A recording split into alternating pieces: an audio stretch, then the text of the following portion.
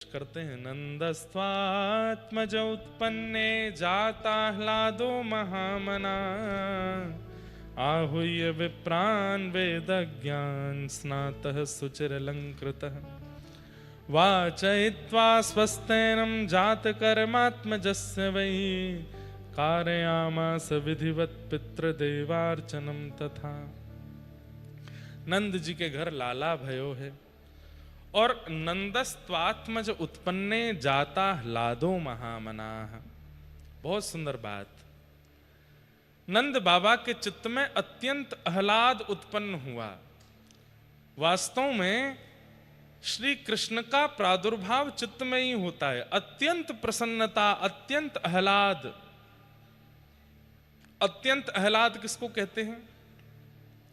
जो व्यवस्थाओं से आपको प्रसन्न करते हैं वो संसारी विषय है, और जो बिना व्यवस्था के भी आपको प्रसन्न कर दे वो आह्लाद है। अभी आप लोग जमीन पर बैठे हो, पीछे कोई सपोर्ट नहीं है, इतने बढ़िया कोई गद्दे नहीं है, सामान्य सी व्यवस्था है, सामने जालियां लग रही हैं। कभी कभी ऐसा लगता है जेल में बैठे हैं क्या, उम्र कैद है गई है, हो ही गई है। ठाकुर जी ने अपनी भक्ति में उम्र कैद कर दिया हमको। तो क्या बता रहा था मैं? आह्लाद। तो अभी आप लोगों की जो व्यवस्था है, शरीर की ये मांग नहीं है। शरीर तो इससे बहुत कुछ अच्छा मांगता है, पर कथा में जब आप लोग बैठते हैं तो उस समय जो आपकी शारीरिक स्थिति है वो अति व्यवस्थित नहीं है, लेकिन फिर भी आप इतने प्रसन्न हो, फिर भी आप इतने आनंदित हो। कई लोगों के नेत्र सजल होते रहते हैं, कई लोग नेत्र बंद करके एक टक 4 घंटे ऐसी कथा सुनते रहते हैं, कई लोग इतने व्याकुल स्थिति में रहते हैं। इस समय अव्यवस्था में जो आपको प्रसन्नता हो रही है, यही श्री कृष्ण है, यही श्याम सुंदर हैं। आप लोग क्यों ऐसा सोचते हैं कि श्याम सुंदर सामने आएंगे तो ही मानेंगे कि ये श्याम सुंदर का दर्शन है? नहीं, आप ये क्यों नहीं मानते? ऐसे किसी विवाह में नहीं बैठ सकते आप, ऐसे किसी के घर के जन्मोत्सव में नहीं बैठ सकते, ऐसे किसी के एनिवर्सरी पार्टी में नहीं बैठ सकते, ऐसे किसी भी सांसारिक लोक रंजन में आप नहीं बैठ सकते, लेकिन कथा में आप इतनी देर बैठ करके बिल्कुल अव्यवस्था में भी इतने प्रसन्न चित्त हो, इतना सुख आपको चित्त को मिल रहा है। ये कृष्ण नहीं है तो क्या है? ये कृष्ण ही तो है।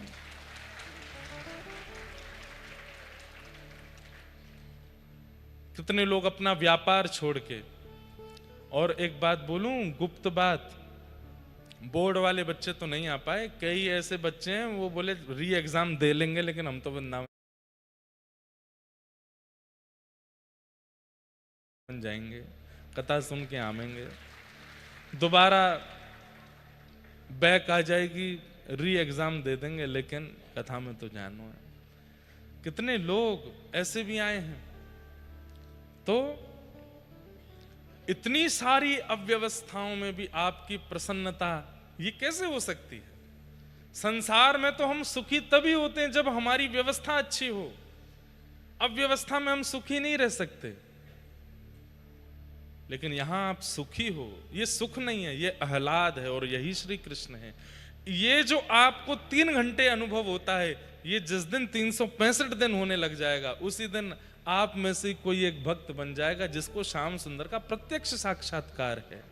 मीराबाई को यह सुख, जो सुख आपको 3 घंटे अनुभव होता है, 2.5 घंटे अनुभव होता है, 4 घंटे अनुभव होता है, मीराबाई को सोते चलते फिरते उठते बैठते खाते पीते हर समय यह सुख अनुभव होता है।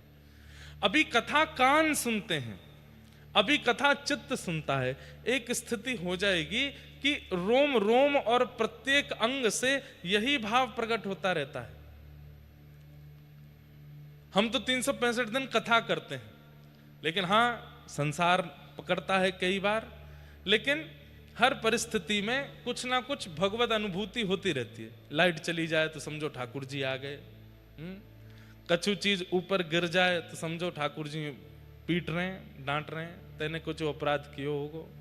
चलते चलते गिर गए, पाम में मोच आ गई तो ठाकुर जी कह रहे हैं नेक देर आराम कर ले, बहुत डोले यहाँ आराम कर।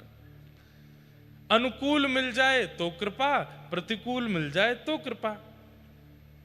तुकाराम जी महाराज की पत्नी उनको बहुत डांटती फटकारती थी।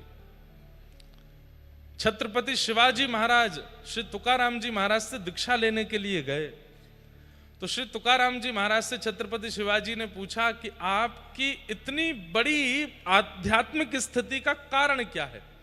तो उन्होंने 3 नाम लिए, 2 नाम तो गुप्त थे, उनकी कृपा, इनकी कृपा, और तीसरा नाम अपनी पत्नी का लिया।